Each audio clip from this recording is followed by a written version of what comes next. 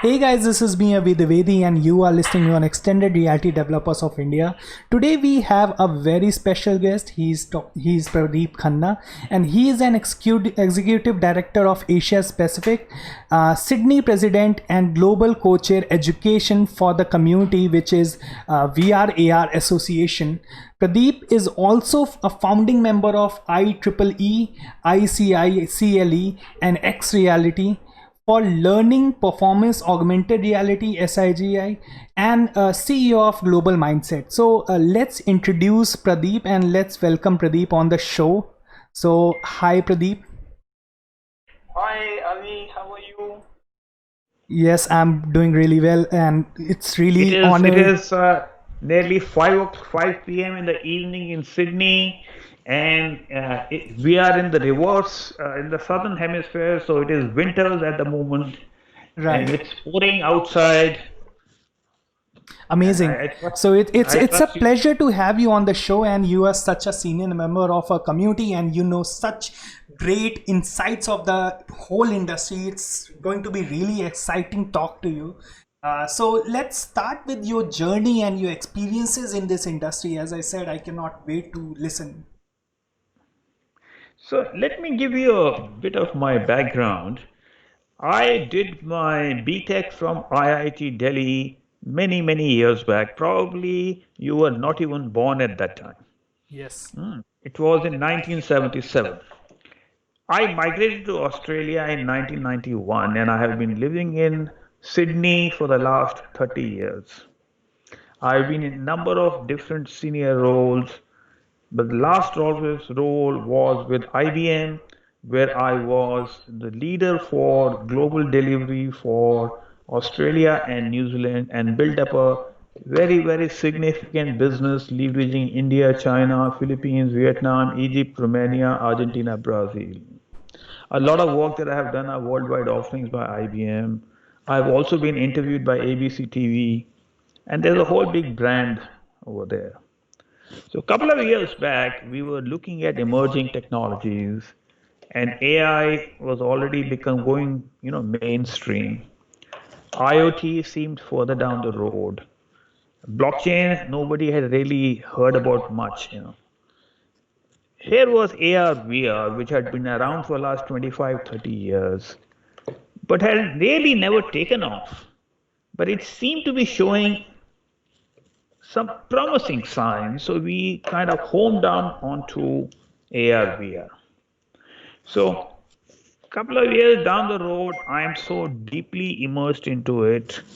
I have a lot of global roles. I am the executive director Asia Pacific, as well as Sydney president, as well as global co-chair education for the largest VRAR focused association in the world.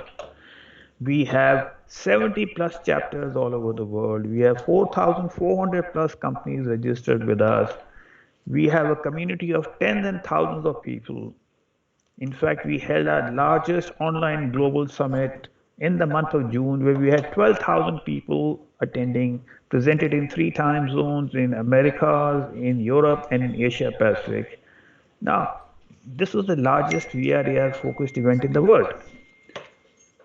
The next is that from an IEEE perspective, I'm part of a global group which is involved into a number of things, right from promoting open source and proprietary technology debate, looking at what is happening in standards and in taxonomy, as well as to do some environmental scans. Then I'm also involved from my own company perspective, global mindset in setting a marketplace. Then I'm also helping IIT Delhi Alumni Association, which is a global community of 52,000 people in two areas, which is in terms of globalization as well as in emerging technologies. Then I'm also an adjunct professor at a number of places in Australia, Asia, and India. I'm also an advisory board of companies, and there's a whole lot of stuff here and there which keeps happening. Amazing. So let's talk about your company, which is Global Mindset. It's Yes. integrating Australia. What does it mean, and how you are empowering this situation? So the company global mindset, actually the focus of the company is looking at how technology and globalization are reshaping the way we live, learn, and work. So it has got two critical elements. One is digitization and technology, that is one side, and the second is globalization. Now, one of the initiatives under what we do is integrating Australia with Asia. And when we talk about integrating Australia with Asia, what we are doing is that we are very strongly into the services area, and we are building up communities, connecting different countries in Asia with Australia. We have a very, very strong focus on education and training. There are 6 segments of education and training which we are involved with. Then we are also looking at aged care and health. And in all of these areas, our focus is on how technology is reshaping and how globalization is impacting. And by globalization, what we mean is that when we look at across the different countries in Asia Pacific, what are the examples of good practices? Can they be brought about to places like India? So that is the broad frame of what we do in or under global mindset. Wow, so it covers multiple things and it covers multiple industries. So That is correct. speaking of the education industry, as far as we know, the virtual reality is disrupting the education industry because now people can get education from other countries. Now people are getting uh, experiencing the feel of living in a classroom while they are not. So let's speak about that. So how you think the virtual reality is going to disrupt this industry, and what is the impact? And of course, the global pandemic has shown a major impact on this growth as well. So, when we talk about education and training, we need to look at what constitutes education and training. There are, in a sense, 6 segments or sub-segments of education and training market. It starts with what we call as early childhood learning, then the school segment, which is popularly called as K to 12, then higher education, then vocational education and training, corporate learning, and lifelong learning. Broadly, this can be broken down into two subheads, which is education and skills, where Right. education component is really K to 12 schools and higher education, and the Right. skills component is vocational education and training, corporate learning, and lifelong learning. Now, the sixth component, which is early childhood learning, kind of keep bounces in between both kind of a stuff. When Absolutely. we look at what is happening in the education side, virtual reality and or augmented reality and or whatever else the versions of the reality are, they impact in number of ways. One is how they blend with pedagogy, and what that means is that how they are blending with the way you teach. Number two is that in doing research, so there are a lot of institutions which are doing projects in and around VR, AR. They may not necessarily be only from a technology perspective. There are people who are absolutely involved in teaching international marketing, who are doing research, and so on and so forth. The third is that you can have a lab or a studio. The fourth is when you are teaching VR, AR skills, something like 3D modeling, Unity, Unreal, and so on and so forth. And fifth is professional development of teachers. So each of these categories are being impacted in a different way. And this is what I'm talking about education. On the other hand, you've got the skill side, which is the training side. Now, in training, what is happening is that when you look at education and training as a group, this has the second highest take up among all industries of immersive technologies. Now, and when you compare education and training, training is way ahead of education. Now, there is so much happening in education, and typically, when you kind of talk in terms of virtual reality in education or training specifically, it is a no brainer to say that any situation when you want to do any visualization, which either has a very high cost, or has a very high risk, or is very difficult to recreate, is a natural case. Now, I was, for once, I can give you so many examples. I was for once about, 2 years back speaking at a conference in New Delhi, and the education secretary from the Telangana government was sitting in the audience. And he came up to me after my talk and he said that, look, I want to know more about VR, AR because I don't have the money to build labs. How can I use this? So this is just one example that we are talking about. Let's go to a training side of the situation. Like we are talking about the current COVID situation. How do you get people to understand, what are really the implications of COVID? The visualization which can be done in immersive technology is an absolute great example. And we've got universities in Australia which are kind of doing this very, very effectively. Let me give you yet another example, and this is a training situation. See, in a nursing environment, when you have to give medications to somebody for pain, now what level of medication should you give? When should you start medication? You can't test with a person and start, saying that, okay, I'll give you, I don't know what it is called in India, but say paracetamol 500 milligrams. No, I must give you an injection and so on and so forth. How do you get the person to realize what is the pain threshold? Now, these kind of scenarios can be done very, very easily in virtual reality. I mean, one can go on and on and on, kind of. There are tons of examples. Amazing. Back to you. So you actually covered the whole spectrum of it, the education part. So of course that for the training, it's an amazing technology, as you already mentioned. Every kind of training is possible, and there are so many important features like you require that, you 100% require that in medical trainings. Let's talk about the very let's talk about the very ecosystem first, because ecosystem is something really important, because you are not just creating one product. The one product is dependent on the other one, and that creates an ecosystem. So let's talk about what is the XR ecosystem, what are the major players, and how they are dependent on each other, or how they are earning because of each other. And let's talk about some major player in the hardware, in the software, so we can understand the XR ecosystem in India as well as outside. Okay, so let me first of all, there is so much of, because this is an emerging technology, even after 25 years, that what is the challenges of an immersive technology or emerging technology are that number one, the taxonomy is still emerging. And by taxonomy means that the terminology that we use can mean different things to different people. Absolutely. The standards are still emerging. And there is still a lot of confusion in the mind of the actual user as to what to do with this technology from a use case perspective, not so much from a technology perspective.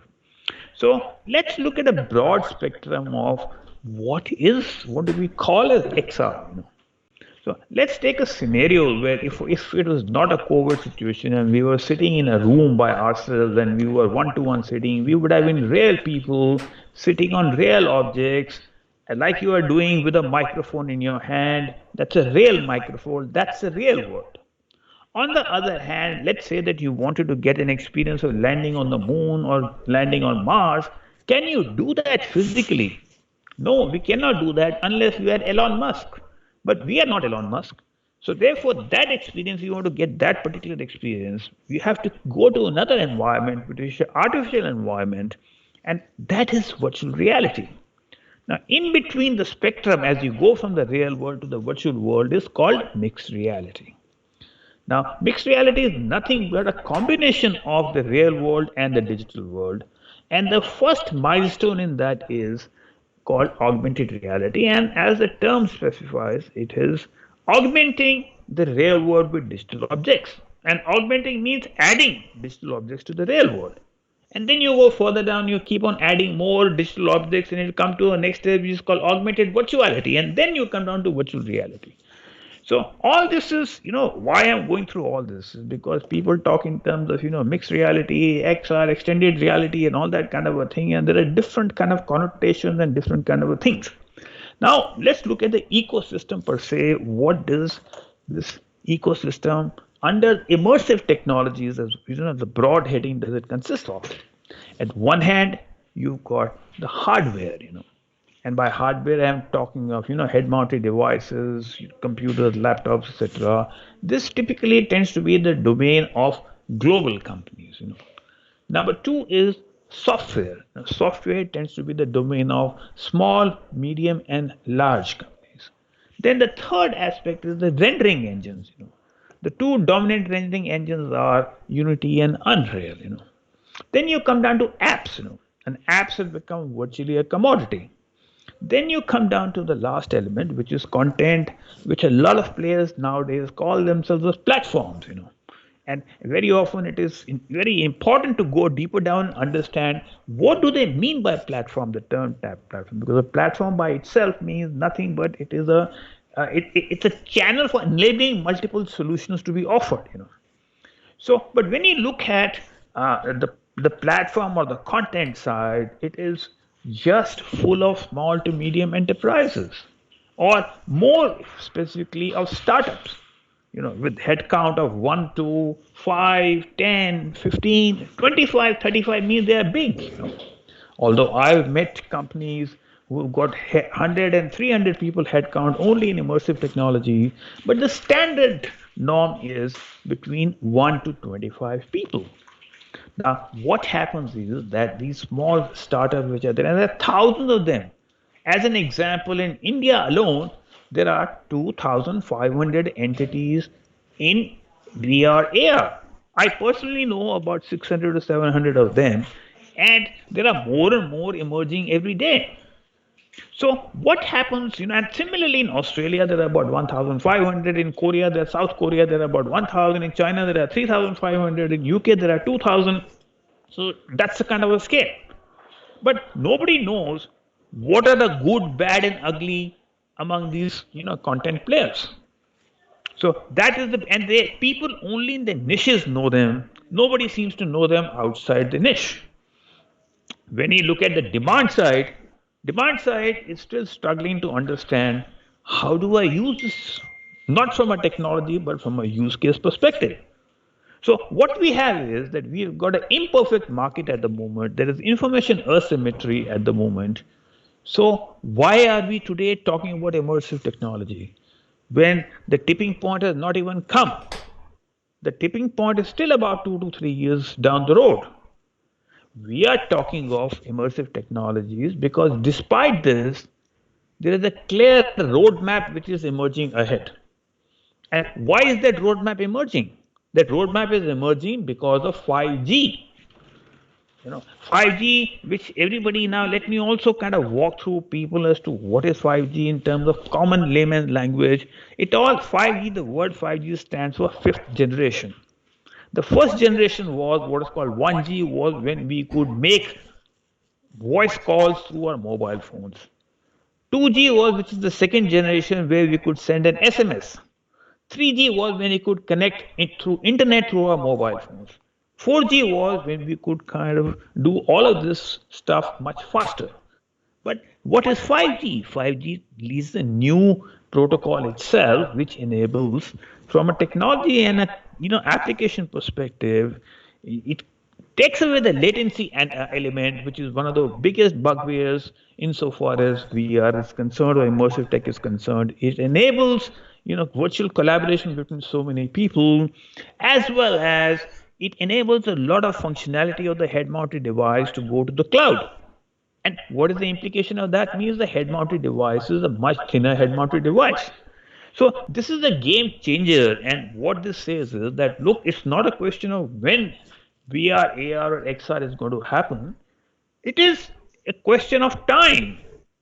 And we see that the window today of 2 to 3 years when we see this happening is absolutely the time when people should be establishing their branding, they should be getting into this. Revenue may still be difficult to come by, but this is the time when you plan anything, you got to be looking at least 2 to 3 years ahead of you and saying when the tipping point happens, then we are ready in that kind of a situation.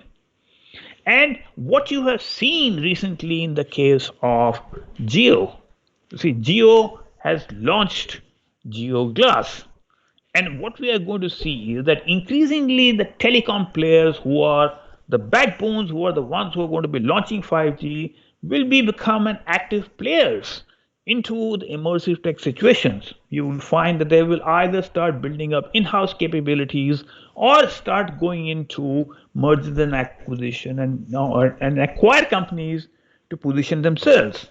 Now, at what pace does this happen is a good question. What we have seen is in the COVID environment, there are two drivers which have been impacting. On one hand, what is happening is that virtual collaboration has become the key. You know, people who had not even heard about Zoom or stuff like that, everybody is happily zooming away today. And we are seeing so many new players launching. Airtel has also come out with the platform. Jio has also come out with the platform. So every possible player is coming out with these kind of platforms now.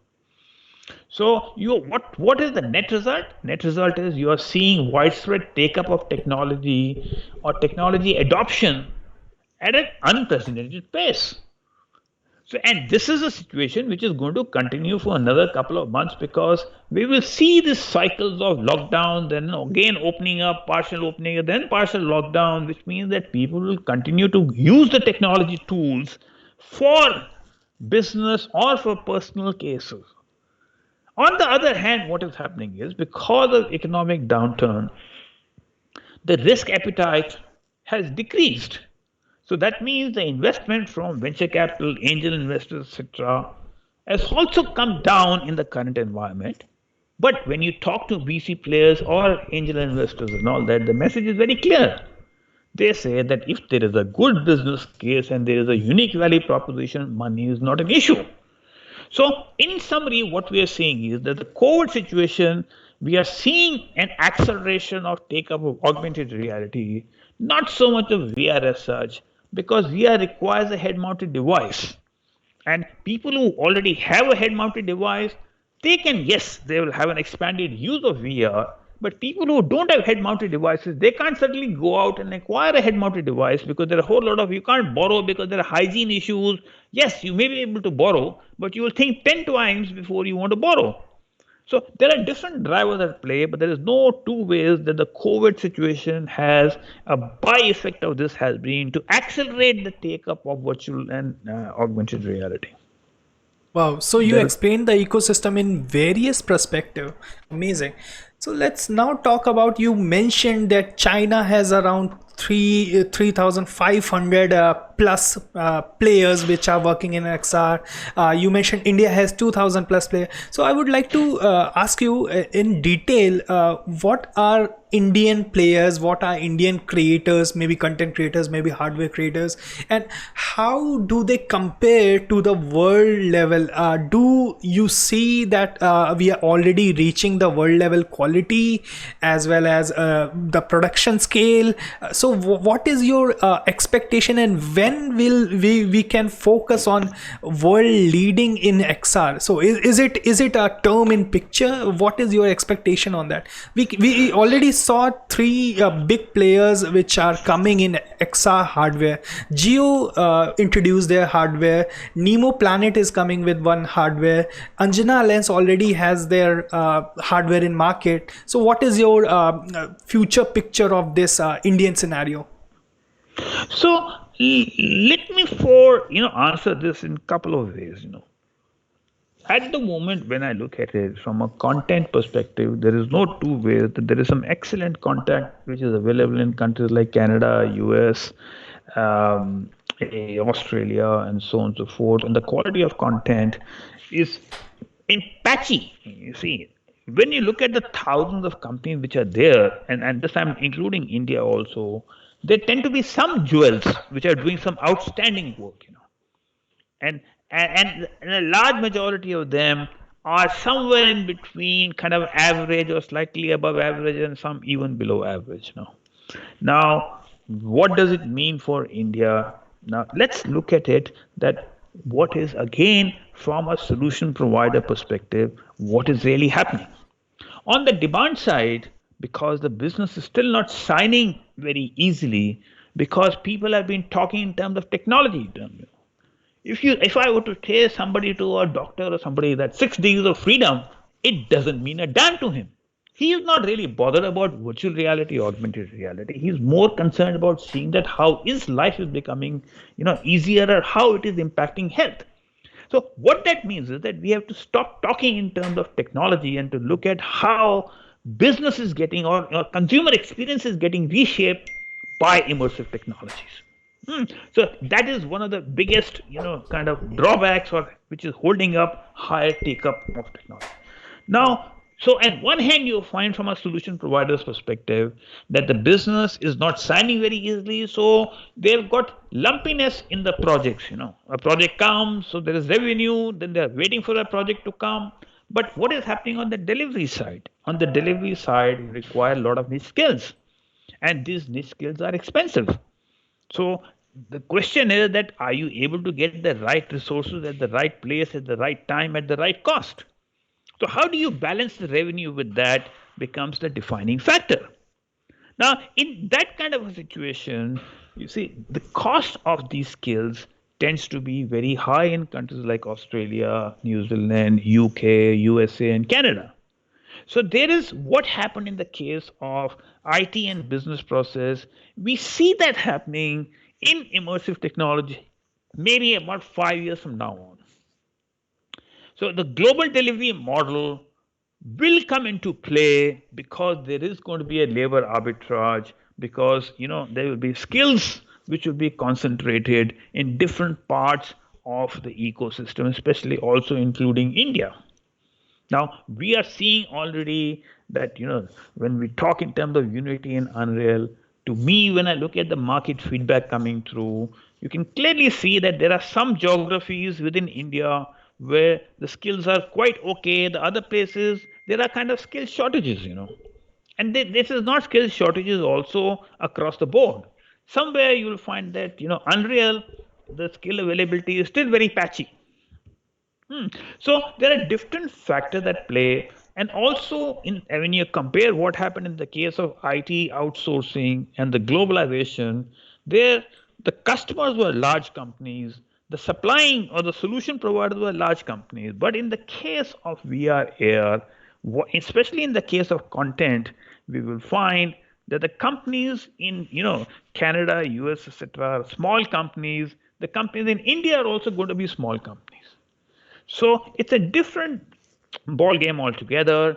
But we also see that there are a lot of state governments within India which are already positioning themselves to make themselves hubs of content creation from a global delivery perspective. So if I were to go 5 years down the road, I see that activity. In fact, so many IT companies, mid-tier IT companies, are joining VRAR association purely because their current business models, they are finding that that is going to become a commodity, and they want to protect that, and they want to make an entry into what they see as emerging technologies like VR, AR, and preparing for the future. And this I'm seeing not only across in India, but I'm also seeing in countries like Philippines. So this is what is happening. Now, another thing which is kind of holding back the development activity is availability of head-mounted devices. In fact, what we have done within the VRAR Association is we have launched initiatives, what we are calling as capacity building associations, initiatives, and that is looking at two sides. One is the skills, and the second is head-mounted devices. So on the skill side, what we are planning to do is that yes, we want to get collaboration between universities and training institutes on one hand, and with industry. And the industry is consisting of two components. Both the solution providers, which tend to be mostly startups, or the actual using industry. And the fourth block is the students. And between them, we get a kind of capacity building in terms of skills which tend to be in short supply, and getting the industry involvement means that there is a ready flow of jobs. Now, on the other hand, the head-mounted devices, what we find is that the international players have not launched. I mean, I know all the kind of the Asia Pacific leads or the global leaders in all the major head-mounted device companies. But you see, the thing is that international expansion, international marketing decision, every company looks at so many different factors when they're kind of looking at new markets. So I cannot comment on when these people will come to Indian market or not. And at the moment, what that means is that when people have to go for a HTC Vive or something else, they have to literally import it and pay customs duty, and kind of there are so many other logistic issues. So how do we elevate that? So one of the ways that we are looking at is by creating hardware banks. And the hardware banks should be having the full range of availability, both in terms of the head-mounted devices which are being, manufactured in India, as well as head-mounted devices from the global companies. And these are kind of, and club that along with, suitable solutions from a hygiene perspective, which are becoming equally important. So this is where we see kind of addressing one way of kind of a thing, and this is a serious aspect. The head-mounted device is a serious aspect, because yes, there are local. You see, I remember even 2 years back. You see, I get invited to speak at conferences on VRAR all over the world. In 2019, when I was invited to 27 international conferences, right from Vancouver, San Francisco, Auckland, Seoul, China, Singapore, everywhere. And uh, what I find is that when I look at say China, for example, whatever the current state might be in terms of India-China relationship, but I was quite surprised to see over there that they had named 9 cities as VR cities. And that is the kind of initiative that we should be doing also in India, is to kind of bring up those technology hubs, where kind of we get concentration of industry, academia, and get that collaboration going. So, and then also in terms of the 5G kind of rollout, so all of these things are in a way interlinked. But in my mind, I have, and talking about, let's say, AR, I remember when I was in San Francisco about 2 years back, and I met up with a company called Mira Lab, and Mira Lab was positioning themselves, to get $100 AR device, which was the kind of equivalent of a Samsung Gear VR, which is the $100 VR device. So there is tons of stuff which is happening at the moment. There always will be different hardware at different price points. Really, if you want to go quality, you will have to still at the moment, you're still looking at about 2,000 odd dollars, because any high-end product, a head-mounted device, also requires a powerful laptop or a PC. So yes, so I am seeing these, kind of dichotomies, kind of emerging, but I have no reason to believe that yes, at the moment, more important is not what is happening above the radar, but the kind of activities which are happening below the radar, which people are not even aware of. And when you see that level of activity which is happening, whether it is on hardware side, whether it is on content side, we've got billion-dollar Indian companies as members of VRAR Association. We've got universities as members. We are seeing what is happening over there. It is heading to a very, very exciting time. I mean, I can keep talking on and on for days, but back to you. One of the very important thing I learned from your talk right away is that we always focus on how technically advanced things are, how challenging things are, how creative things are, but we should focus more on the applications, that how convenient or what problem it solves for customer and all those things. We should focus more on that. And right. Yeah. Absolutely. That is the key element today. Like I said, I speak at so many conferences. When I speak at those conferences, what I find is that 70% people do not even understand the difference between AR and VR. Right. So that is where, so the challenges, and this is, I'm talking of globally, it's not even just in India or anything like that. The question really is that there is need for widespread education of the people from the actual use case perspective. Nobody is really bothered about, technology for that matter, or nobody really wanting an AR VR. You see, there are always early adopters. The technology people who will be very, very keen to go into that. But I'm talking of the mainstream, the mass majority of people over there. Now, they are only concerned about how their life is becoming better, easier, more interesting. That is what it really boils down to. And that's why when you look at the take up, the industries which are having very high take up of VR, AR, gaming and entertainment still continues as number one. and the take up is almost about 75%. Now, what does this word 75% mean? It means that 75% companies of all the companies which are into the gaming and entertainment are doing something or the other in VR AR. Now, number two is education and training. Now, like I said, again, what the figure is in education and training globally? It is 40%, which means Wow. that 40% of all education and training companies are doing something or the other in VR AR.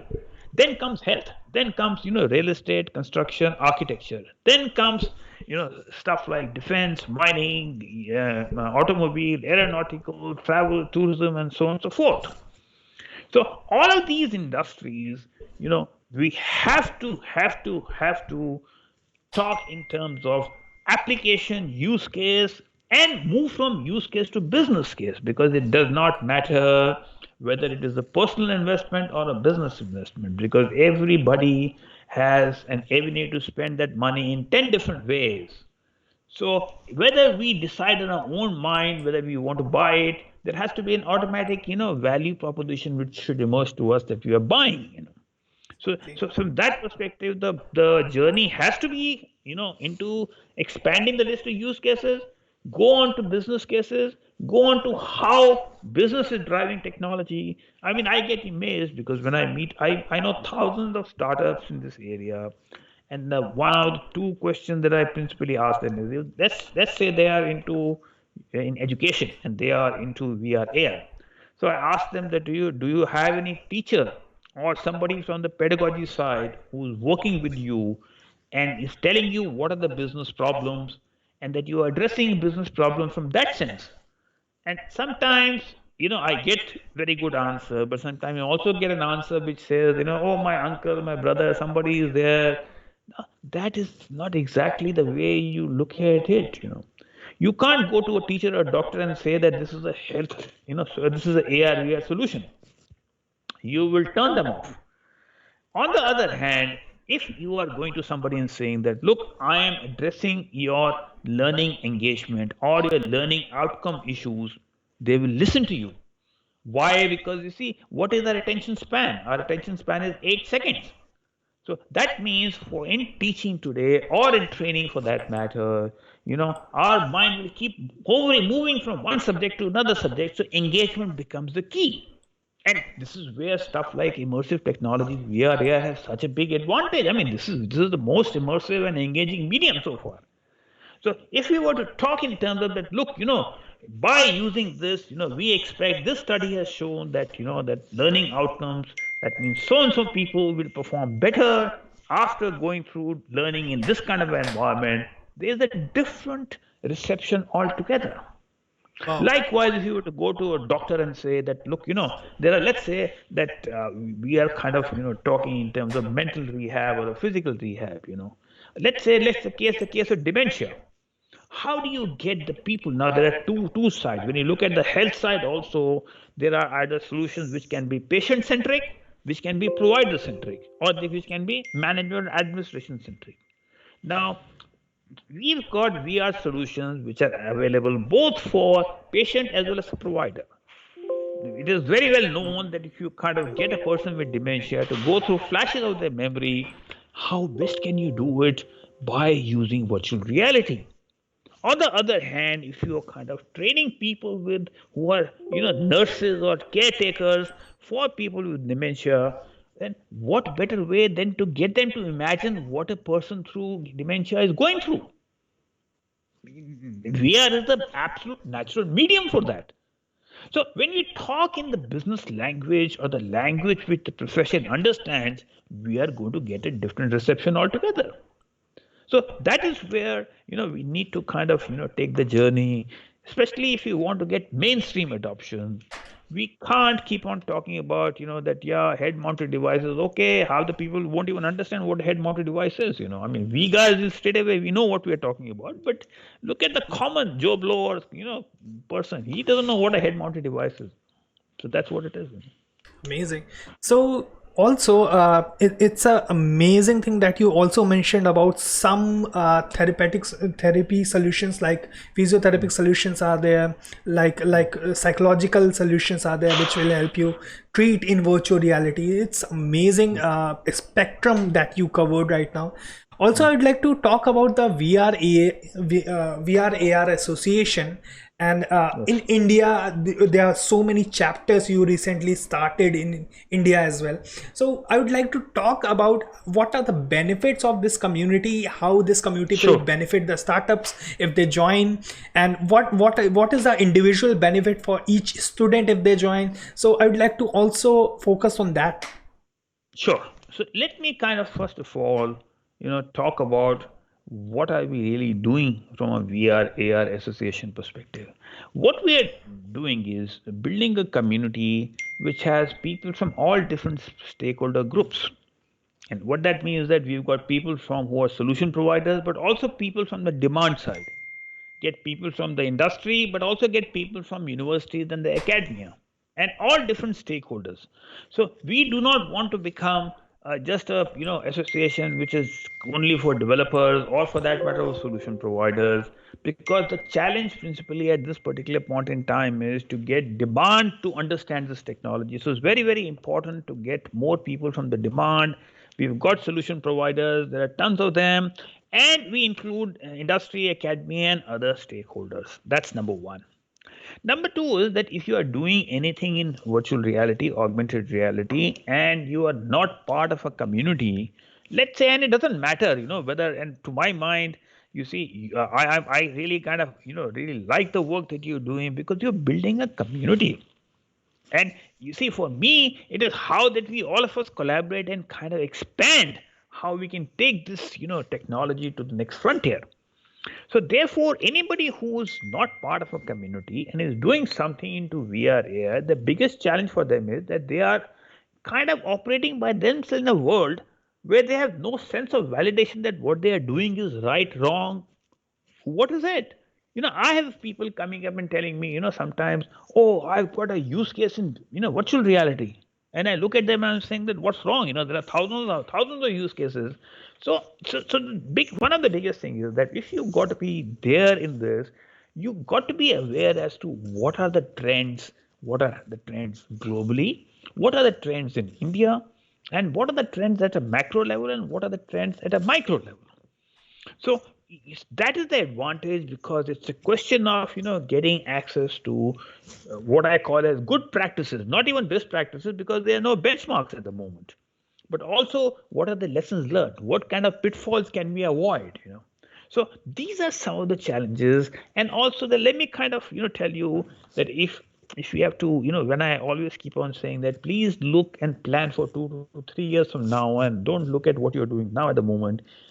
You see, you got to be seeing that what is happening in AR VR globally, what is happening in your chosen industry globally, what is happening to your chosen function globally, and then look at positioning your products. Because end of the day, whatever may be happening, we are in a global market, and there is sometimes very little point in spending lots of money in developing a solution for which there are a lot of solutions already available worldwide. So, other, from strictly from a benefit perspective, you see, we are invited to partner and present perspectives of hundreds of international conferences all over the world, and thereby we get special benefits for our members, even at just events. So that itself covers the membership fee itself, but then we've got access to our own research, because we publish industry reports, we publish a whole lot of good practice reports which are focused on different industry segments. Then other things we've got a directory which has got about 4,400 registered entities. So people get access to those registered entry, all that database over there. So we've got a global network. So anybody who's looking globally, we get all our members to connect through Slack. So you can reach out to members all over the world. Then we've got committees which are operating at global level, and I'm forming Asia Pacific communities of practice, which are specific industry focus. at the moment, and what I'm also experimenting at the moment is that, you see, because a lot of my friends have been CEOs and all that in large companies and entities from a demand side. I'll just give you another example that, we are in a community we set up for fusing for financial services. We got some people who are former CEOs and did not know much about AR, VR, and we also fused some startups who are not knowing much about financial services, and we got a couple of people together like a community. Now this community, from the initial norming storming, has now come down to a stage where they've actually identified which segment of financial services they want to go for. They've homed on to one particular segment, and within that segment they looked at number of use cases, then decided that yes, this is the use case which addresses what is the current problem in the market. Then they've gone on to now creating a POC. And now is the stage where that POC can be taken to, actually, I won't give you the details, but they're ready to take it to the CEOs of financial services companies. So that is the kind of work which is happening over here. I talked to you about, we are already launching questionnaires and surveys, because in the capacity building that we are doing, where you have, when we are doing capacity building, whether from a hardware side or whether you are doing it from a skill side, there are two things. What is the current state of play? So, and what is the desired state of play? When you look at the current state of play, let's say hypothetically you look at, that, okay, if you're targeting higher education as a segment, which is the universities, then you would like to know that there are about 600, 700 universities across India. Then what is the current state of play of universities within this? So, and when you talk in terms of current state of play, what does it mean? Is it from a pedagogy perspective? Is it from a lab perspective? What is the maturity level of the universities in terms of absorbing this technology? So this is a lot of initiatives that we are working with, and all the members get chances to take part in these initiatives. So there's a whole lot of stuff which is happening. To my mind, you see, anybody, because we tend to be the first port of call, for anything to do in VR, AR all over the world. I mean, we are partnering, why in South Korea. And the South Korea VR Association has 800 members. Now that community, the government of South Korea wants those companies to go outside into other countries, but they don't have the global reach. So they partnered with the VRAR Association. So we are partnering with South Korea VRAR Association. We are helping them to give them a global outreach if they want to reach out to different countries. So that's the model that we kind of partner with different kind of associations all over and different communities to make this happen. Amazing. It's an amazing model, and as you already told and us, just to add on, yeah. I'll just tell you, sorry, this thing. You see, I used to, in the pre-COVID days, I used to be in India almost about 5-6 times in a year, maybe for 2-3 days each visit and all that. So I was in India in the month of January, and we launched chapters in Ahmedabad and Pune. And today we've got chapters in Ahmedabad, Pune. We're just about to launch Bombay. We've already got a chapter in Bangalore. We've got a chapter in Chennai, and we are just kind of going. We've got chapters we are opening in different parts of Asia Pacific. It is a very explosive growth that we are seeing. I mean, there is, it's amazing that there is such an exploding level of activity. And I just enjoy because, I'm very, very time poor, but I enjoy because I meet so many different people who are so passionate about, kind of what they are doing. So to my mind, it is like passion driving passion and building a community where you're kind of building out that who can take up leadership positions in the association, also who can be the jewels, who we can kind of work together and create a great ecosystem together, and that's what is happening. Wow, I'm one of those person who have actually seen your hard work on the community, and you are doing such an amazing job with this global level community, and it's a giant network of all the biggies in the community. So I definitely understand the importance of it. And you mentioned one very specific, very amazing thing in this conversation, that ideas are not that worthy. You have a use case, that's not enough. The very path of converting your ideas to a prototype, to a minimal viable product, it takes a journey, and launching a product, it's amazing. So let's talk about the next product which is launched by Geo Glass. So how do you think it's going to disrupt the industry, or is it? So, see, fundamentally, I get amazed.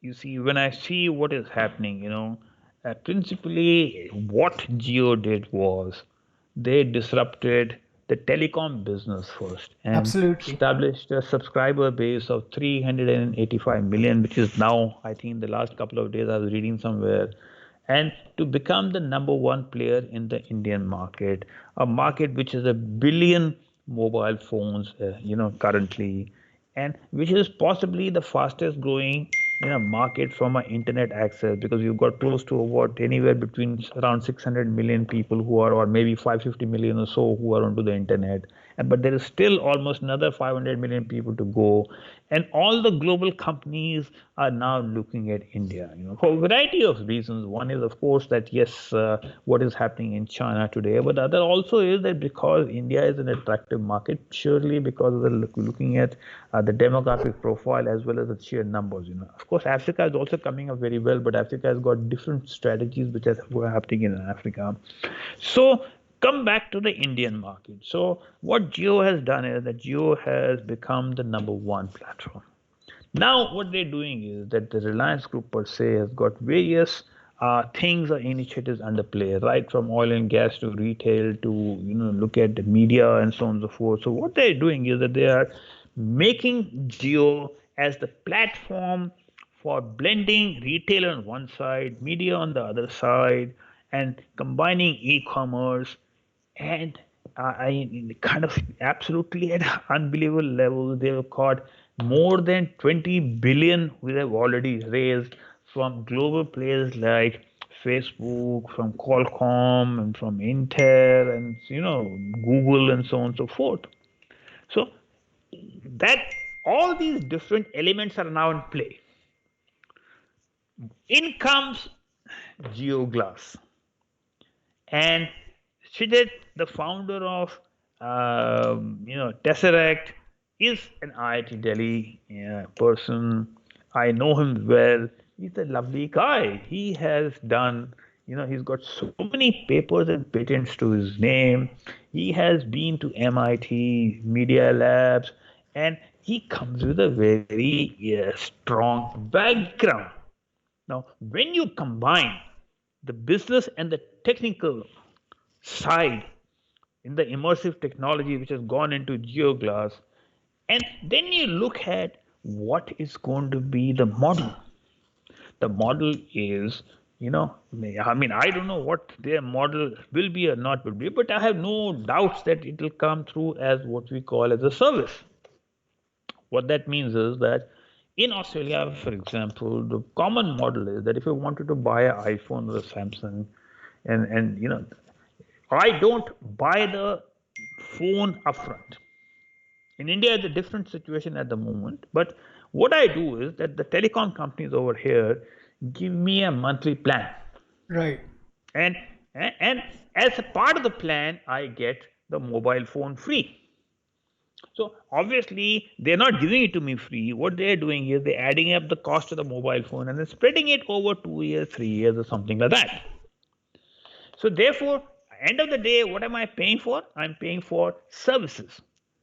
And I'm paying for, whether I want unlimited data access, or whether I want, up to so many gig data, whether I want unlimited free calls locally, or I want, unlimited free calls globally. Different plans I've got, but I'm paying as a service. So we expect that, as I mentioned to you, that the telecom players are going to be major players because they are the ones who are delivering 5G, and the 5G is really the game changer. And this is the model that we see will happen, that because the telecom companies own the last mile meaning that they are in touch with the customer. Let's say that I have got Geo as my telecom provider, or I've got Airtel, or I've got Vodafone or something like that. So therefore, there is propensity for these companies to make additional offerings to me at a price point which will be good for me. So, to my mind, this is a eureka movement in India, and I think possibly, you know, even globally, that we are seeing, a product like this where there is a great combination of technology as well as from a business perspective, and offering a product which is, leading to a new experience by the consumer. So, to my mind, yes, it's going to be a journey. It's not that straight away people will kind of, jump at it kind of a story. But I think this is the Eureka movement, which we will remember a couple of years down the road. So that's what my comments will be. Amazing. So same here.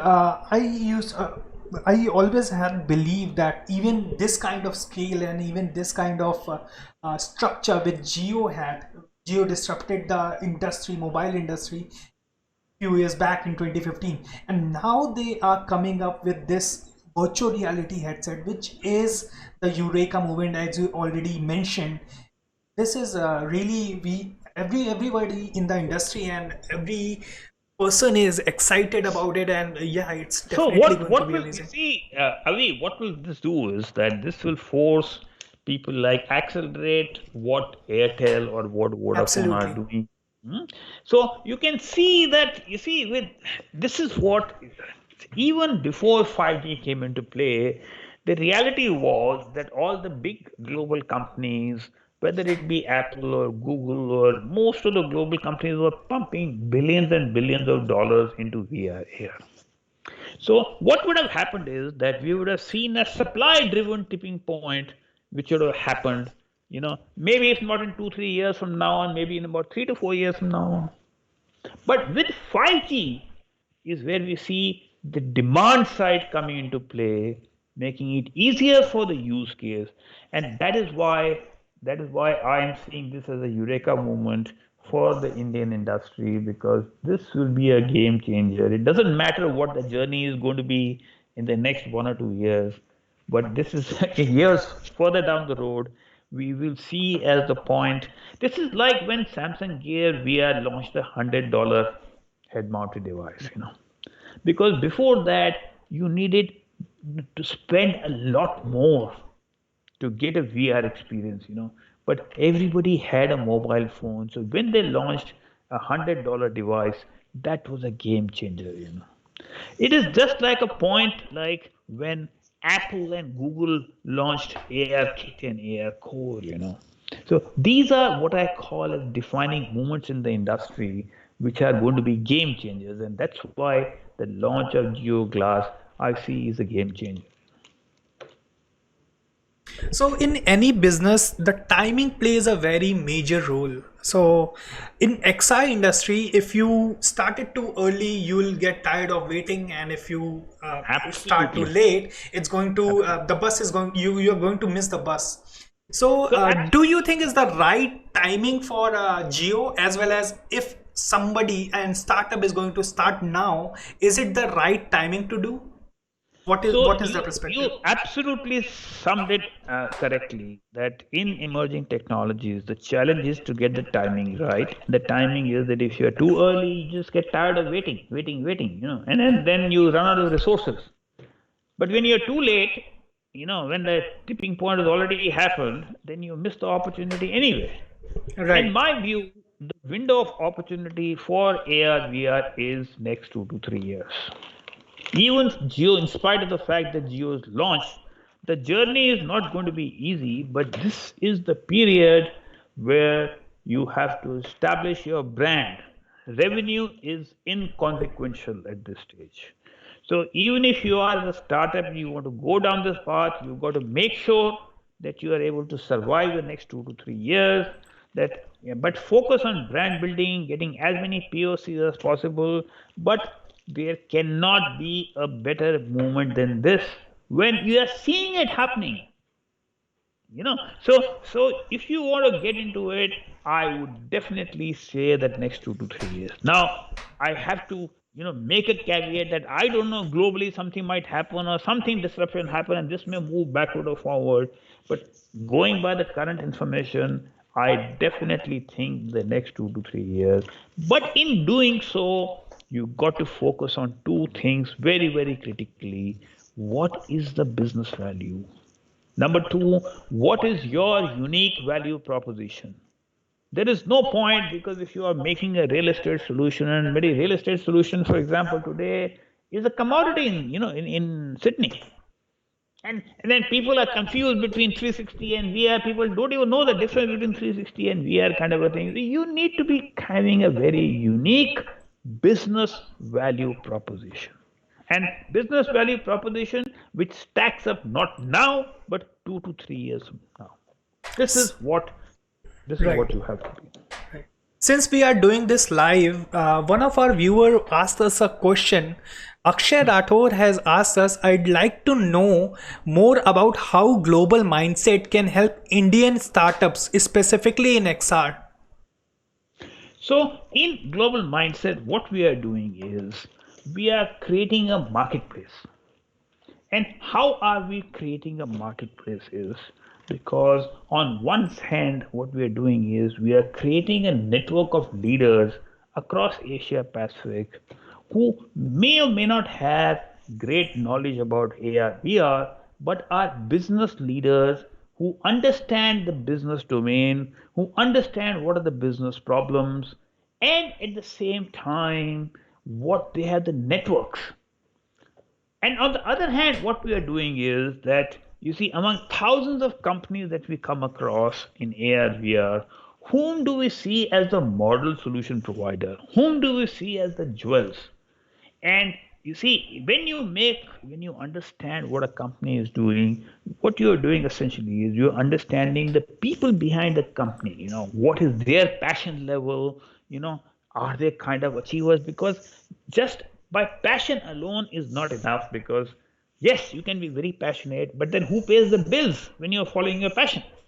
So you got to get the right combination, right over there. So we are creating this network where on one hand is the business leaders, who understand business problems and the networks. Other hand, we've got these model solution providers.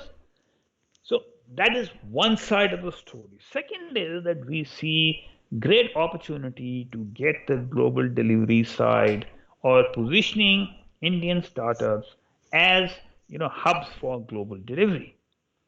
So getting overseas companies to get their solutions either partly developed in India for the overseas market, or for that matter for the Indian market. So absolutely, yeah. I mean, I am all the time just I'm so deeply immersed. I don't even know what is happening around me. My wife will keep shouting at me, and I mean, come on, dinner is ready or whatever is ready or whatever.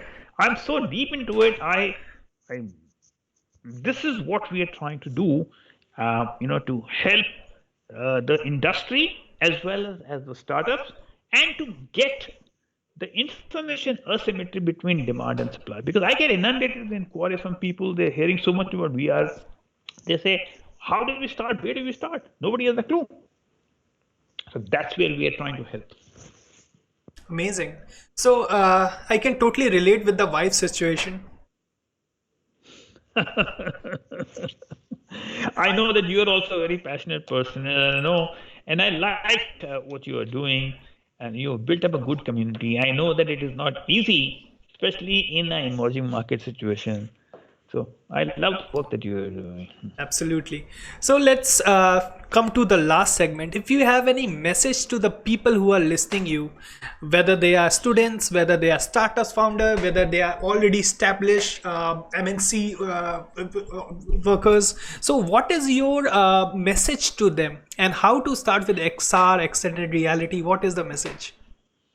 So first of all, I am a mentor at so many, whether students or whether startups or companies and all that kind of a thing. And my first and foremost message is that please find your passion and follow your passion, but be at the same time realistic to blend it with how you convert it into, some revenue earning stream or related business, so that you get the right balance and you're able to take the journey forward. That's number one. That, being passionate and being realistic at the same time is very, very important. From an XR perspective, I would, of course, without even kind of, I know that I'm an executive director of Asia Pacific of VI, but I will strongly ask them to be part of, your community, our community, or any community, because you will otherwise be operating in isolation. You have no sense of validation of what you are doing is right, wrong, or how does it compare, or what is happening in the country or worldwide. And of course, you see, the third element is that you got to have a business partner. Business partner means somebody who has the business knowledge and domain knowledge to tell you what problems we are signing or we are trying to address. So these are three critical elements that you need to be from. Always remember that technology is as best an enabler and it is only supporting business, or consumer, depending on what your position is, whether it is B2B or B2C. That is some amazing message. That is some amazing message from you. And we are really, really happy that you came to our platform, that you guided our listeners. It's an amazing talk with you, and you elaborated everything so nicely, and it's you just actually covered each and every perspective of things. So I'm really thankful to you for coming, and it's really an amazing thing that you showed up on the show. It's just really nice and honor and pleasure to have you. Thank you very much, Avi, for having me over. Like I said, that I'm very time poor, but I always find time for people with passion. And you are always, one of the people that I will always have time for because of the work that you are doing in building up the community and for the industry at the moment. So take care and continue down the path. And if I can help in any way, I'll be absolutely delighted to do that. Amazing, sir. Thanks for coming on the show. Thank you very much. So this was Pradeep Khanna, and we had an amazing conversation about the global scale of the community, which is VRAR Association. So you can simply join VRAR Association, connect with Pradeep Khanna, message me, I'll connect you with him, and you can simply join the community and see the global scale of this industry. You can connect with the global players and talk about your business ideas, get connections. It's everything available there. So this is it for today. We are releasing the XR news episode tomorrow. Again, we'll be hosting that. So, and with this, let's end our show right here and have a great day, guys. Stay safe in the corona time, and we are already at the third position in the world, so please don't make it first. Thanks, sir.